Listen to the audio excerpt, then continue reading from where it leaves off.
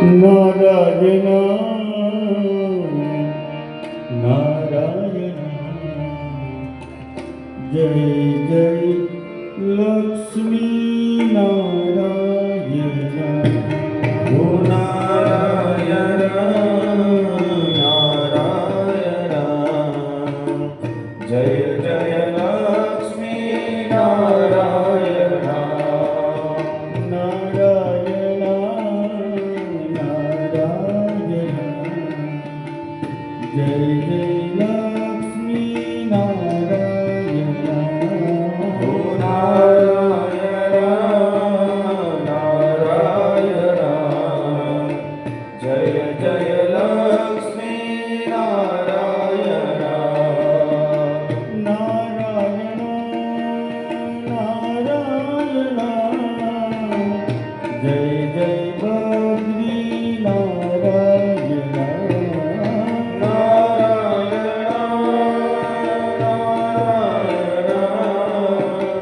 જય જય બદ્રી નારાયણ નારાયણ નારાયણ જય જય સૂર્ય નારાયણ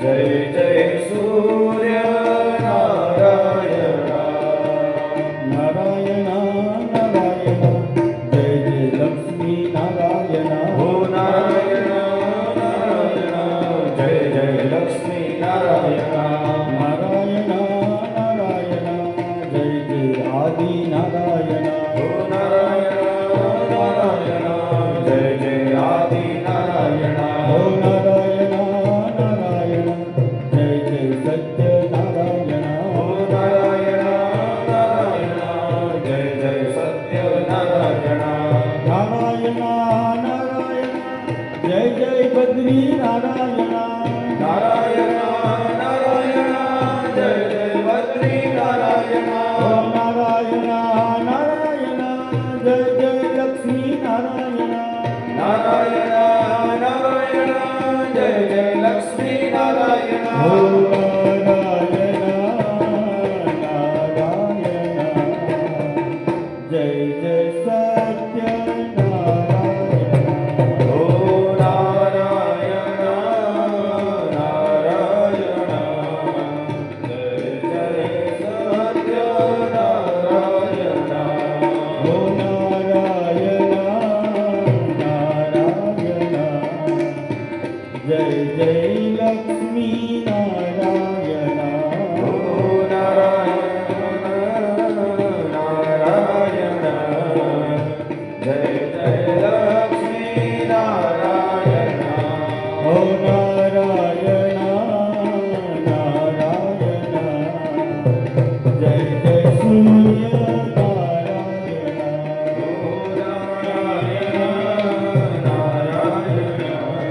જય જય સૂર્ય નારાયણ ઓ નારાયણ નારાયણ જય જય લક્ષ્મી નારાયણ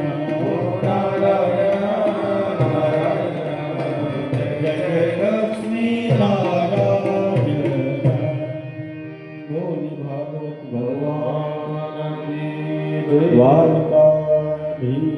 દ્વારકાધીશ મુખમ કરોતિ વાચાલમ પંગું લંઘયતે ગિરિ યદકૃપાતમહં માનદં પરમાનંદનમાધવં મુખં કરોતિ વાચાલં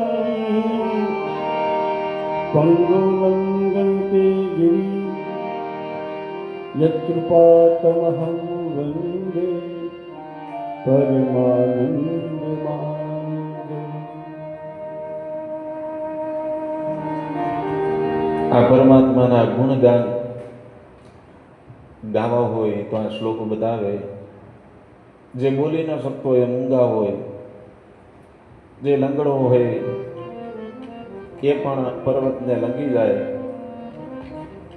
અને આ ભગવાનના ગુણવાદન હૃદયસ્થ ભગવાનને વિરાજમાન કરી અને જે ભગવાનના ગુણ છે, આ કથા છે, એનું શ્રવણ કરવાનું.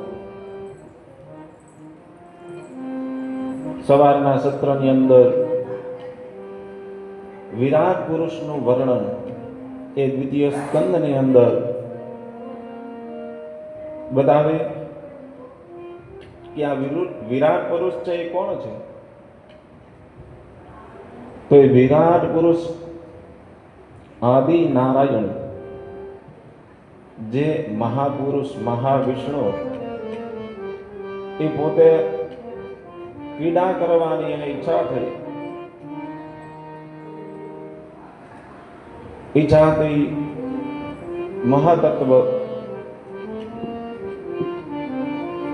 મહાતત્વમાંથી 3 ગુણો, સત્વ ગુણ, રજગુણ, તમ ગુણ, આ 3 ગુણો સમન્વય કરી પંચ મહાભૂતો અગ્નિ, વાયુ, જલ, પૃથ્વી, આકાશ, આ પંચ મહાભૂતો એવી રીતના જ આપણા શરીરની અંદર 5 કર્મેન્દ્રિય, 5 જ્ઞાનેન્દ્રિય, 11મું મન,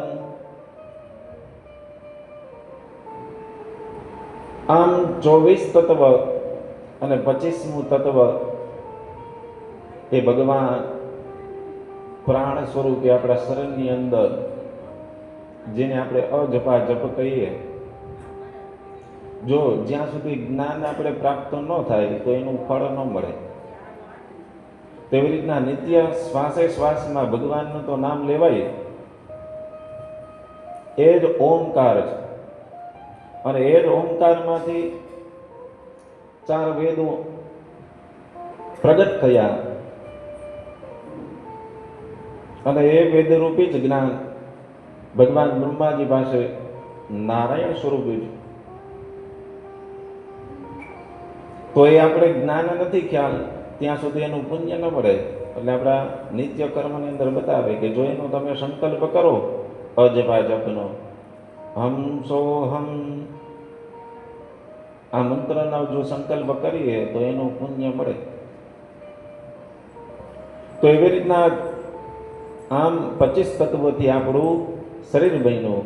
પણ પહેલા આ વિરાટ પુરુષ છે એ આ બધા તત્વોને ભેગા કરી અને આ બ્રહ્માંડ રૂપી ઈંડું બનાવે. એ ઈંડું તો હોય છે, પણ એમાં ભગવાન પ્રાણ પૂરે તો એ ભગવાન વિરાટ પુરુષે જન્મ ધારણ કરે તો એમાં આ તત્વ 24 તત્વ એની અંદર મિશ્રણ કરી અને બ્રહ્માંડ રૂપી ઈંડું બનાવ્યું. પણ પછી હવે ભગવાન શું કરે, 1000 વર્ષ એ ઈંડું એમને સ્થિર રહ્યું પણ કોઈ પ્રગટ ન થયું. એટલે ભગવાન શું કરે તો કે એની અંદર પ્રાણ પૂરે. તો એવી રીતના જ આ પંચભૂતથી આપણું શરીર બનેલું અને એની અંદર જો ભગવાન પ્રાણ હોય ત્યાં સુધી આ શરીર કાર્યરત રહીએ.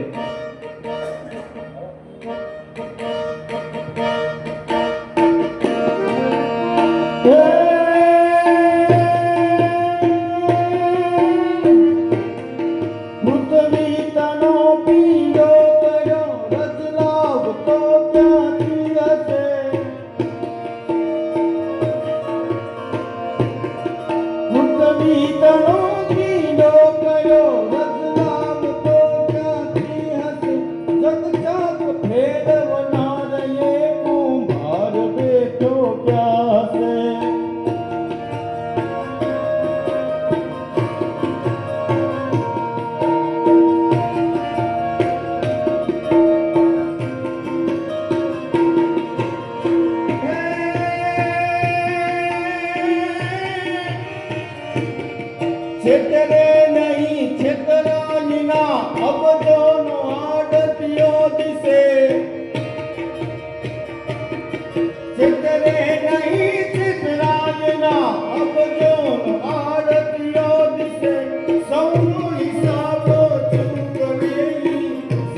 બીજો કેવો છે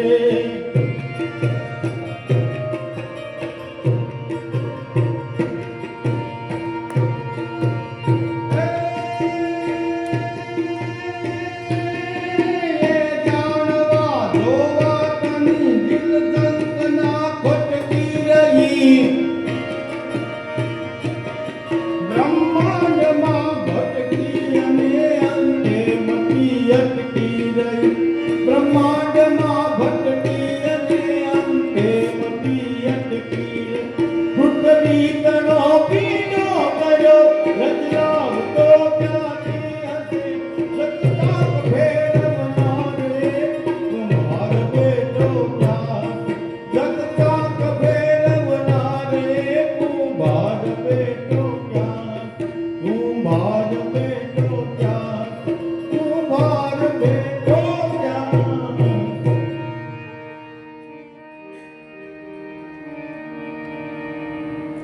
આમ આદિનારાયણ વિરાટ સ્વરૂપે પ્રગટ થયા. જો આપણે રહીએ છીએ એને કયો દ્વીપ કહેવાય તો કે જંબુ દ્વીપ. એ જંબુ દ્વીપની અંદર આપણે બાલકૃષ્ણ તરીકે કોઈ ભગવાનને પૂજે, કોઈ લક્ષ્મી નારાયણ તરીકે પૂજે, કોઈ આદિનારાયણ તરીકે પૂજે. આમ અનેક ભગવાનના સ્વરૂપો સીતા રામચંદ્ર ભગવાનને પૂજે, કોઈ ભગવાન શિવને પૂજે.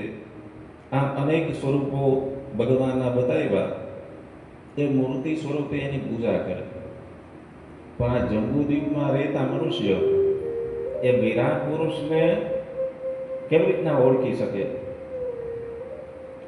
તો એ વિરાટ પુરુષનું જે પૂજન અર્ચન કરે અને એ ઓળખવા માટે આ ભાગવત છે, એમનો આ દ્વિતીય સ્કંદ છે, એ આપણે જ્ઞાન આપે.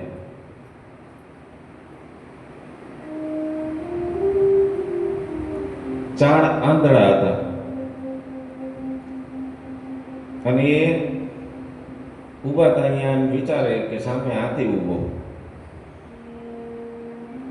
સામે હાથી ઊભો હતો એટલે દેખાતું તો નથી પણ વિચારે હાથી છે, ઊભો છે એ હાથી છે.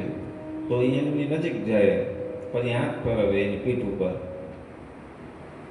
તો શું કહે કે આ હાથી નથી, આ તો દિવાલ છે. પછી બીજો જણો હોય છે એ નીચે એના પગને લે તો એ ખંપા જેવા લાગે, તો એ પગ છે. આમ ચારેય એ હાથીને આખું જે હાથીનું સ્વરૂપ છે એને દરેક વ્યક્તિ પોતપોતાની રીતે અલગ અલગ જગ્યાએ સ્પર્શ કરે. એવી રીતના વિરાટ પુરુષ છે, તો એને આપણે જાણવા સમર્થ નથી. કોઈ એના ચરણને જ જાણી શકે આ જીવન પર્યંત. કોઈ એના ચરણને જાણે, કોઈ એના મુખને જાણે, કોઈ એના હાથને જાણી શકે. એમાં વિરાટ પુરુષ છે. તો એ વિરાટ પુરુષની પૂજા અર્ચના કોણ કરે? તો કે લક્ષદ્વીપની અંદર જે ઋષિઓની પત્ની છે, 7 દ્વીપો છે. લક્ષદ્વીપ, શાકદ્વીપ, જે આપણાથી 7 સમુદ્ર કહીએ ને, એક ખારા પાણીનો, મીઠા પાણીનો, દૂધ જેવો, મધ જેવો, ઘી જેવો, એક શેરડીના રસ જેવો અને એક મદિરા જેવું. આવી રીતના 7 સમુદ્રો છે. એ 7 સમુદ્ર 7 દ્વીપને ફરતા છે. તો એ લોકની અંદર આપણા અહીંયા બ્રાહ્મણ, ક્ષત્રિય, વૈશ્ય ને શૂદ્ર, આ 4 વર્ણો છે. એવી રીતના ત્યાં દરેક દ્વીપની અંદર વર્ણ બતાવ્યા, અને વર્ણ બતાવ્યા છે એ ભગવાનની પૂજા કરે. કોઈ દ્વીપની અંદર યજ્ઞ દ્વારા ભગવાનનું યજન કરે, કોઈ દ્વીપની અંદર આ વિરાટ પુરુષનું પૂજન કરે. એમ આ જન્મની અંદર અહીંયા બતાવે કે વિરાટ પુરુષનું આ જંબુદ્વીપની અંદર જો ભગવાનનું ધ્યાન કરીએ તો આપણે એના ખાલી ચરણ સુધી પહોંચી શકીએ. એને એના જ્ઞાન માટે જન્મ જન્માંતર અહીંયા શું લેવું પડે અવતાર? એટલે તો નરસિંહ મહેતા શું કહે? એ જ્ઞાનને પ્રાપ્ત કરી ગયા હતા. જો ભાગવતજીની અંદર બતાવી ક્રમ મુક્તિ અને સદ્ય મુક્તિ, એટલે ક્રમ મુક્તિ છે ને કેવી રીતના આવે? ક્રમ મુક્તિની અંદર જો આપણે આવીએ વારંવાર તો એ વિરાટ પુરુષને આપણે જાણી શકીએ. અને સદ્ય મુક્તિ એ પોતાની અંદર આ 24 અને 25 તત્વ દ્વારા જે ભગવાન આપણું શરીર બનાવ્યું અને આ બ્રહ્માંડને બનાવ્યું, એ આ ઇન્દ્રિયોને વશ કરી સર્વપ્રથમ તો આપણે આસનને સિદ્ધ કરવું પડે, જીતેન્દ્રિય બનવું પડે, ઇન્દ્રિયોને આપણા વશમાં રાખવી પડે. 3 કલાક 4 કલાક આપણે એક આસન ઉપર બેસી શકીએ ત્યારે આસન સિદ્ધ કર્યું કહેવાય. પછી ઇન્દ્રિયોને વશમાં કરી અને પછી જે પ્રાણ 25મું તત્વ છે એ તત્વ ઉપર આપણે પૂજા કરીએ એટલે બ્રાહ્મણ પ્રાણાયામનો સંકલ્પ કરાવી અને શું કરાવે? પૂરક, કુંભક, રેચક આ 3 પ્રાણાયામ કરાવે. તો એ પ્રાણાયામની જે ગતિ છે એનામાં આપણે સ્થિર થાય અને પછી હૃદય આકાશની અંદર પરમાત્માની પૂજા કરીએ જે આપણા ઈષ્ટ હોય. તો એવા શ્રી હરિનું ધ્યાન કરે છે.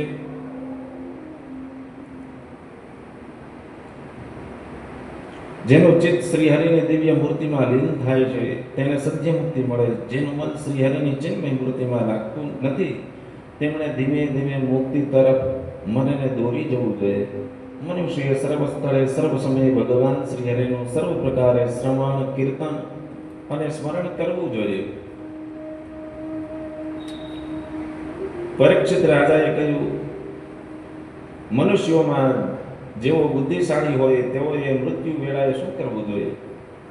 આવો પરીક્ષિતને પ્રશ્ન સુખદેવજીને કર્યો. શ્રી સુખદેવજીએ કહ્યું, માણસોના મનમાં અનેક પ્રકારની ઈચ્છાઓ, વાસનાઓ રહેલી હોય અને તેની પૂર્તિ માટે માનવ અનેક પ્રકારની આરાધના, ઉપાસના કરે છે. કોઈને બ્રહ્મદેવની ઈચ્છા થાય તો બ્રહ્મદેવનું, કોઈ શક્તિની પ્રાપ્તિ કરવા માટે ઇન્દ્રનું, પ્રજાની ઈચ્છાવાળા પ્રજાપતિનું, લક્ષ્મીની ઈચ્છાવાળાએ દુર્ગાદેવીનું, ધનની ઈચ્છાવાળાએ વસુદેવનું. આમ અનેક ઈચ્છાઓની પૂર્તિ માટે જુદા જુદા દેવીઓની આરાધના કરે છે. પરંતુ જે પુરુષ ઉદાર બુદ્ધિવાળો, વૈરાગ્યની ઈચ્છાવાળો, એકાંત ભક્ત મોક્ષ હોય તે આવી કોઈ ઈચ્છાને આધીન ન થતા કેવળ ભક્તિ યોગથી પરમ પુરુષ પરમાત્માનું એકનું જ પૂજન કરે છે. પ્રથમ સ્કંદની અંદર એટલે જ આપણે નચિકેતાને શું સાંભળી કથા અને યમ રાજા પાસેથી શું આવ્યું તો કે બ્રહ્મ વિદ્યા, અંધકારે શું કરવું. એટલે આ જગત કેવું છે અને બનાવ્યું કોને? આ બધાની અંદર પણ આપણે સાંભળ્યું અને અહીંયા ભાગવતજી પણ કે એને બનાવનારો આ બ્રહ્માંડને ક્યાં બેસે અને આ બધું મટીરિયલ ક્યાંથી લાવ્યું? તો એને પોતામાંથી જ ઉત્પન્ન કર્યું.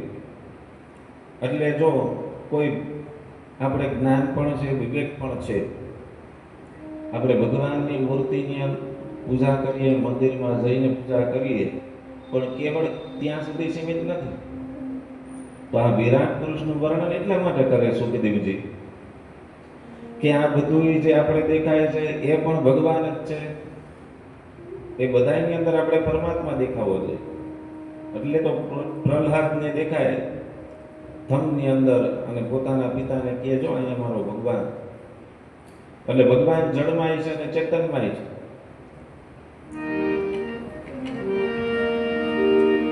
હરિવ્યાપક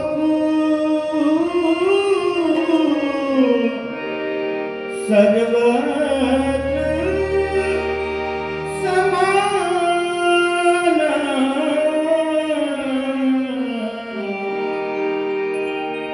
પ્રેમ તે પ્રગટ હોઈને જાન. હરિવ્યાપક સર્વત્ર સમાન, રામ જય જય રામ. પ્રેમ પ્રગટ હોઈને જાના. શ્રી રામ જય રામ જય જય રામ. રામ હિ કેવલ દેવ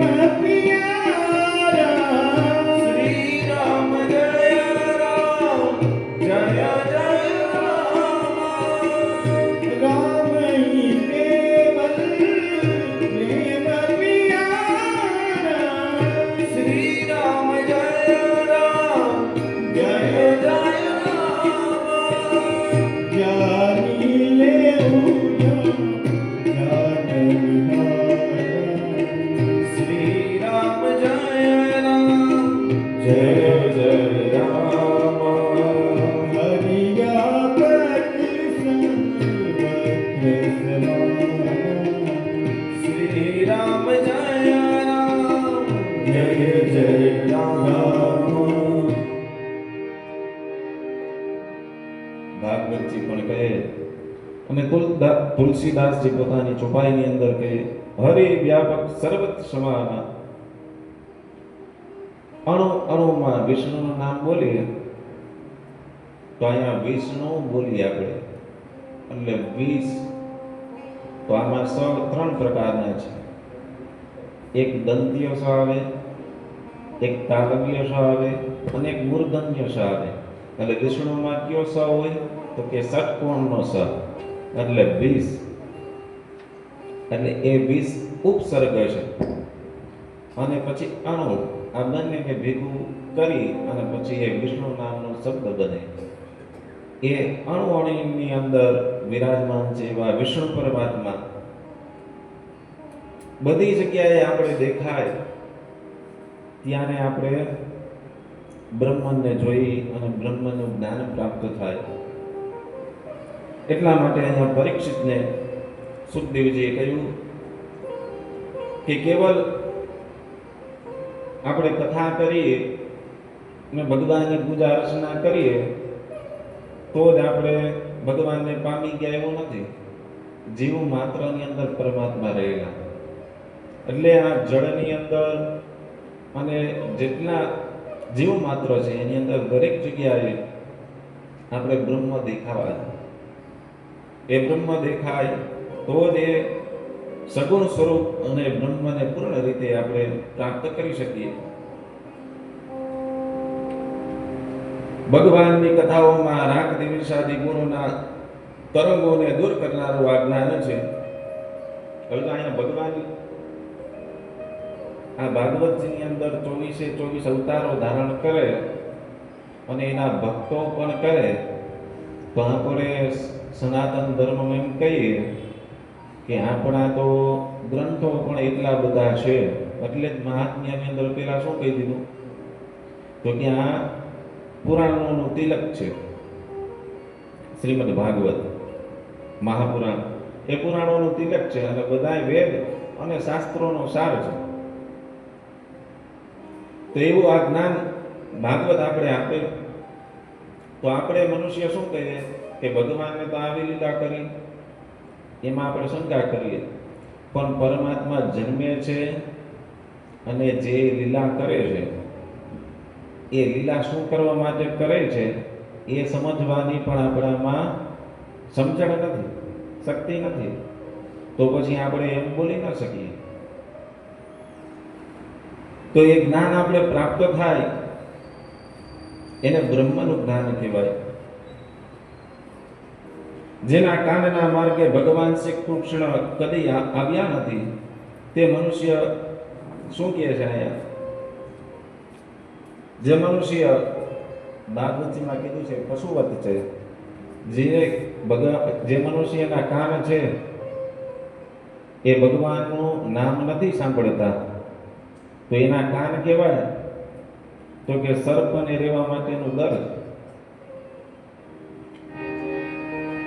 जिन हरि कथा सुनई नहीं काना श्री राम जय राम जय जय राम. जिन हरि कथा सुनई नहीं काना श्री राम जय राम जय जय राम. श्री राम जय जय जय राम. श्री राम जय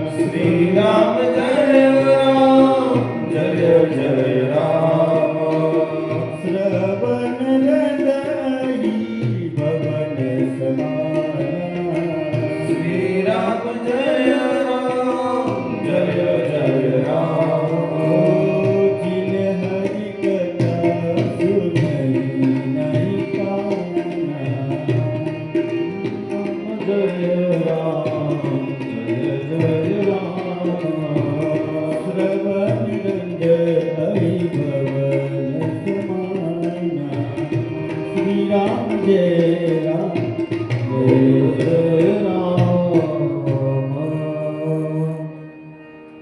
એટલે ભગવાને આપણા મનુષ્ય દેહ એની અંદર 5 કર્મેન્દ્રિય, 5 જ્ઞાનેન્દ્રિય અને 11મું મન, આ બધું આપણે દેવી સંપદા કહેવાય. આપણો જે મનુષ્ય દેહ છે એ મનુષ્ય તરીકે આપણે જન્મ આપ્યો એ જ ભગવાનનો ઉપકાર. હવે એ ઉપકારને આપણે કેવી રીતના ભગવાનને સમર્પિત કરી શકીએ?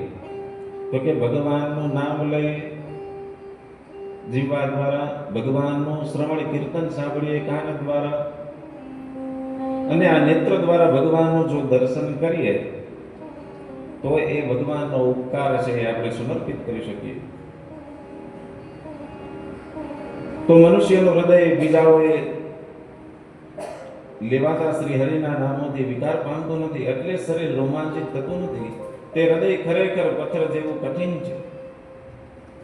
પરીક્ષિત રાજાએ પોતાનું મૃત્યુ સમીપ જાણી ધર્મ, અર્થ અને કામ એ ત્રણેયને લાગતા કર્મનો ત્યાગ કર્યો અને મોક્ષની દિશા પકડી. સર્વપ્રથમ તો સુખદેવજી આવ્યા, પરીક્ષિત પિતા, એટલે સર્વપ્રથમ 6 પ્રશ્ન તો કરી દીધા અને એ 6 પ્રશ્નનો જવાબ આપે સુખદેવજી. એટલે જે શિષ્ય સામે બેઠો છે એને પ્રથમ શેની આવશ્યકતા એ સમજાવે. તો કે સર્વપ્રથમ આસનને સિદ્ધ કરો, આ ઇન્દ્રિયોને કેવલ પરમાત્મામાં રાખ. અને સુખદેવજી કથા કરે.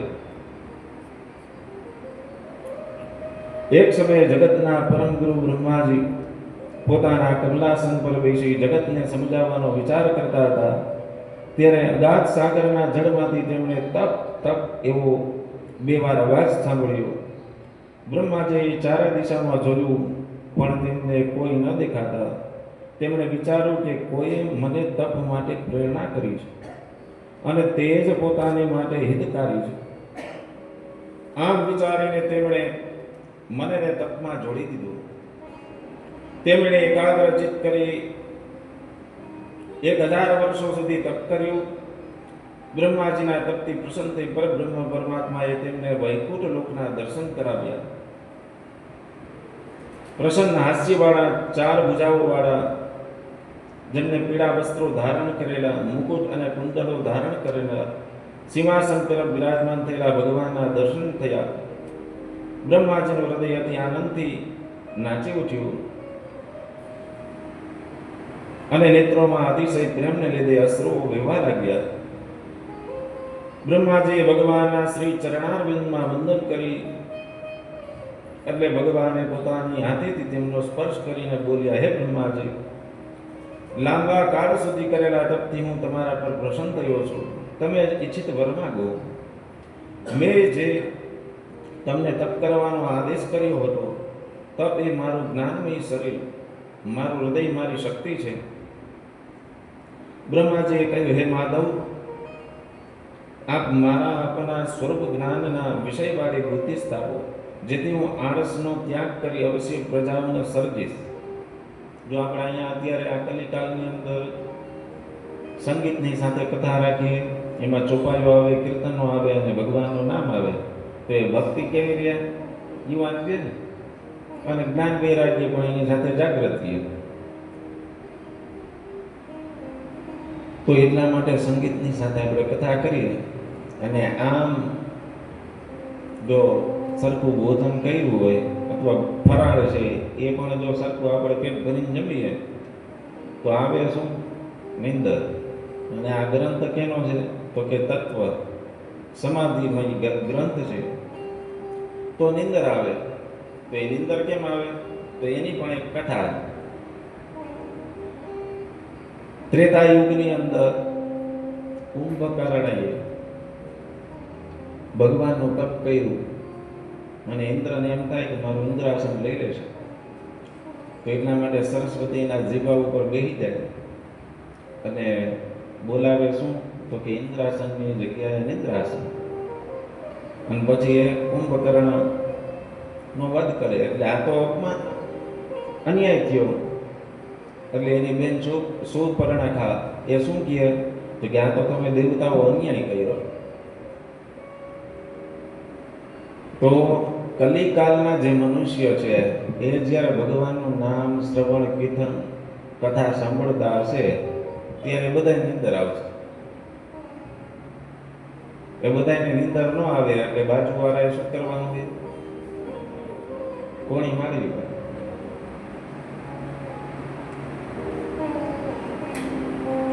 તો આમ આ તત્વમય ગ્રંથ છે.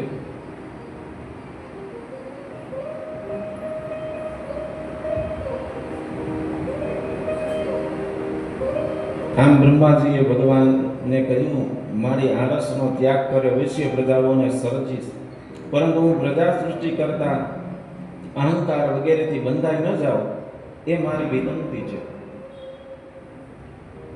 પછી નારાયણ ભગવાને બ્રહ્માજીને 4 શ્લોકમાં પોતાનું સ્વરૂપ સમજાવ્યું. એ જ ચતુશ્લોકી ભાગવત. શ્રી ભગવાન વાચ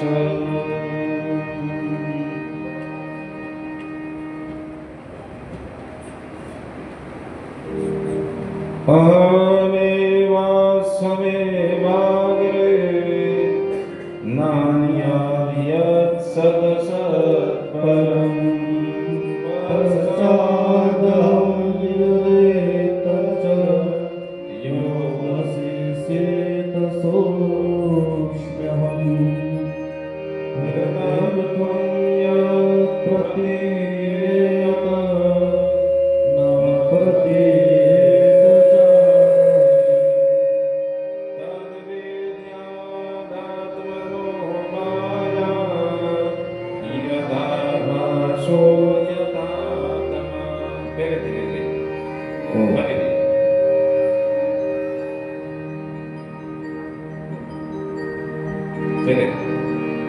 અહં એવાસ્મેવાગ્રે નાન્યાદ્યત સત્પરમ પશ્ચાદહં વિદેત ચ યોગશિષ્યેત સોષ્મ્યહં હૃદયત્વં યत् પ્રતીયેત ન પ્રતીયેત ચામી. તદ્વેદ્યાદાત્મનો માયા યથા ભાસો યથા તમા યથા મહન્તિ ભૂતાની ભૂતેષુ ચાવચેષ્મનુ પ્રવિષ્ટાની તથા તેષુ ન તેષ્વહં એતાવદેવ જિજ્ઞાસં તદ્વજ્જિજ્ઞાસુનાત્મનઃ અન્વયવ્યતિરેકાભ્યાં યત્ય સ્યાત સર્વત સર્વદા.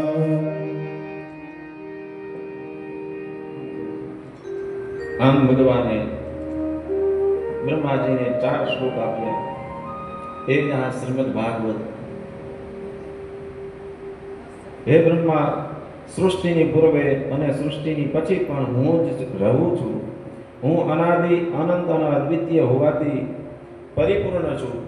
ખરી રીતે જો વસ્તુ જેવી તેવી જણાતી નથી તેની મારી માયા જાણવી. હું સર્વ ભૌતિક પદાર્થોમાં રહ્યો છું છતાં રહેલો નથી એમ તમારે જાણવું.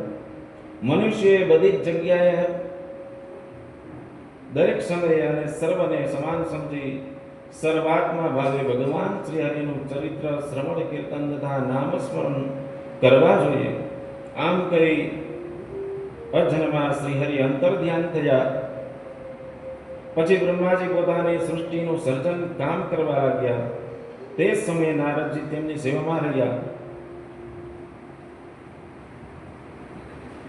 એક સમયે બ્રહ્માજીને પ્રસન્ન થયેલા જોઈ નારદજીએ ભગવાનની માયા જાણવાને માટે પ્રશ્ન કર્યો. તે જ પ્રશ્ન કર્યો હતો ત્યારે બ્રહ્માજીએ તેમને 10 અર્થો જણાવનારું આ શ્રીમદ ભાગવત પુરાણ કહ્યું. આ ભાગવતના 10 લક્ષણો છે. સુખજી કહે અત્ર સર્ગો વિસર્ગશ્ચ સ્થાનં ભૂષણમૂતય મન્મંદરે સાનુકથા નિરોધ મુક્તિરાશ્રય. સર્ગ વિસર્ગ સ્થાન પોષણ ઉક્તિ મન્મંદર ઈશાનુકથા નિરોધ અને અંતે મુક્તિ અને આશ્રય.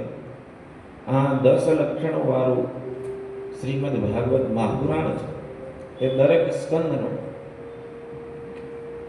ગત દિનની કથાની અંદર આપણે ભગવાન શ્રીનાથજીના સ્વરૂપ અને અધિકાર લીલા આદિત્ય આપણે આ 12 સ્કંદોને સમજ્યા અને આ 10 લક્ષણ બતાવ્યા.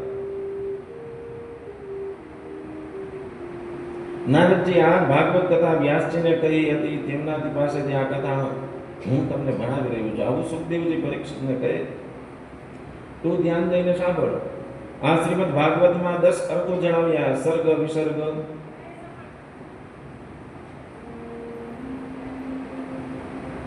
જે તેજ પરમાત્મા છે તેને ઓળખવા માટે આગલા 9 અર્થોનો ઉપયોગ થાય. વિરાટ પુરુષ બ્રહ્માંડ ભેદીને જ્યારે બહાર નીકળ્યા ત્યારે તેમણે પોતાના રહેઠાણ માટે પવિત્ર જળ ઉત્પન્ન કર્યું અને પોતે સર્જેલા જળમાં 1000 વર્ષ સુધી રહ્યા હતા. તેથી નારાયણ કહેવાયા. પરબ્રહ્મને એકમાંથી અનેક થવાની ઈચ્છા થતા તેઓ યોગ નિંદ્રામાંથી ઉઠીને પોતાના શરીરની માયાથી આદિદૈવી અધિભૂત આધ્યાત્મ એમ 3 પ્રકારે સર્જ્યું. આમ એક જ પુરુષનું શરીર 3 પ્રકારે ભેદ પામ્યું. આમ દ્વિતીય સ્કંદ છે એ પરમાત્માને સમર્પણ કરીએ. બોલ દ્વારકાધીશ. તો માટે સંકીર્તન કરીએ. અને એટલા માટે ભગવાનનું નામ હરિનો આશ્રય એટલા માટે લઈએ કેમ કે શું કે ભગવાનનું નામ હોય તો જ આ કથાની અંદર આપણું મન રહીએ. અને દરેક ભાગવતજીના મહાત્મ્યમાં સપ્તાશ્રવણ વિધિની અંદર બતાવ્યું કે દરેક સ્કંદ પુરાણ થાય અને એની પૂજા અર્ચના કરવામાં આવે. તો અહીંયા કેવી રીતના પૂજા કરીએ તો ભગવાનના નામ સકીર્તન દ્વારા. હમારું ધન રાધા શ્રી રાધા શ્રી રાધા. હમારું ધન રાધા શ્રી રાધા શ્રી રાધા. હમારું ધન રાધા શ્રી રાધા શ્રી રાધા. હમારું ધન રાધા શ્રી રાધા શ્રી રાધા. પરમ ધન રાધા રાધા રાધા રાધા.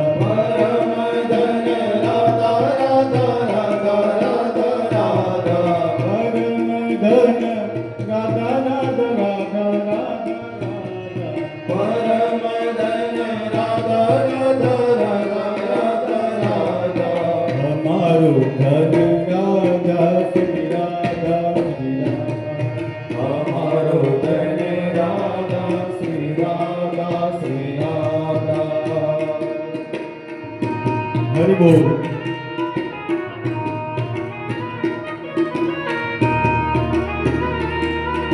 શ્રી રાધે.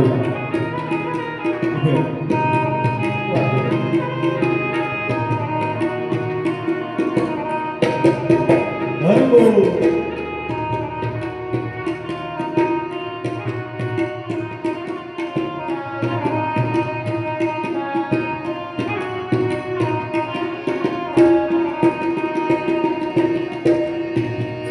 હમારો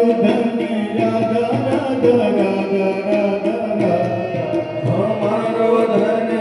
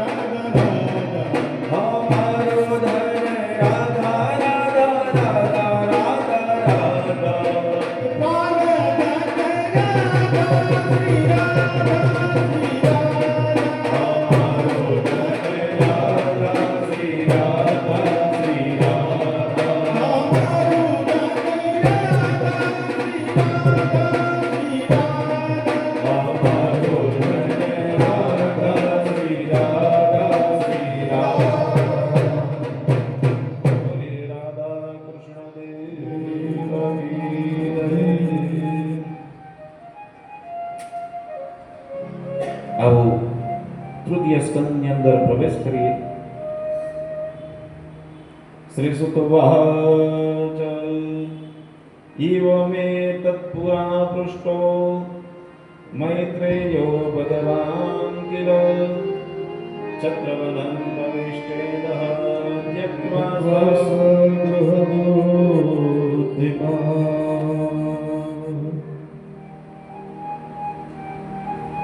ઉદ્ધવજી વિદુરજી આનો સંવાદ પરીક્ષિતે પૂછ્યું, હે સુખદેવજી, વિદુરજીનો ભગવાન મૈત્રીની સાથે ક્યાં મેળાપ થયો અને બંને વચ્ચે શું વાતચીત થઈ તે સાંભળવાની મારી ઈચ્છા છે, તો કૃપા કરીને તે બાબત વિસ્તારથી મને જણાવો. સુખજીએ કહ્યું, હે સોનકાદી મુનિઓ, પરીક્ષિતના પ્રમાણે પૂછવાથી સુખદેવજી કહે, હે રાજન, પાંડવોના સમય પ્રમાણે વનવાસ ભોગવા પાછા આવ્યા અને શરત પ્રમાણે પોતાના રાજ્યની માગણી કરી, પણ દુર્યોધનને જડાવણીથી રાજા ધૃતરાષ્ટ્રને પાંડવોને તેમનું રાજ્ય પાછું ન આપ્યું. અને આથી વિદુરજીએ ધૃતરાષ્ટ્રને ઉપદેશ આપ્યો, પણ ધૃતરાષ્ટ્ર પર તેની કોઈ અસર ન થતા વિદુરજી મહેલનો ત્યાગ કરી અને ગંગા કિનારે ઝૂંપડીમાં રહેવા લાગ્યા.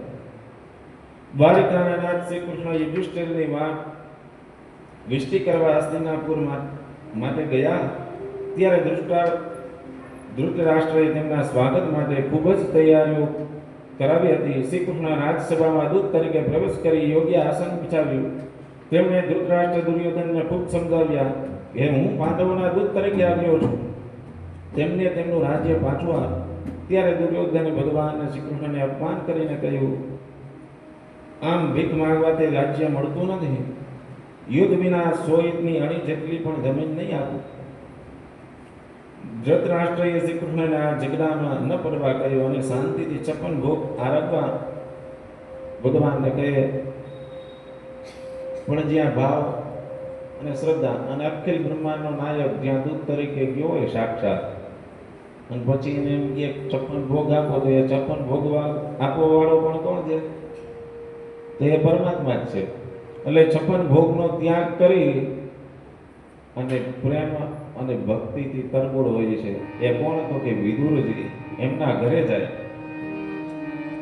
હાલો ને વિદુર ઘેર જાઈ ઓ દાદાજી, હાલો વિદુર ઘેર જાઈ, હાલો ને વિદુર ઘેર જાઈ ઓ દાદાજી, હાલો વિદુર ઘેર જાઈ, જાઈ,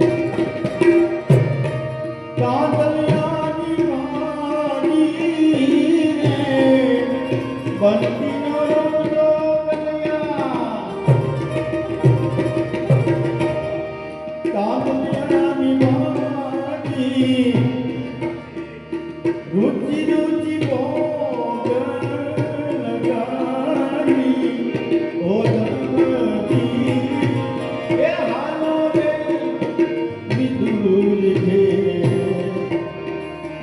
જાઈ, હાલો વિદુર ઘેર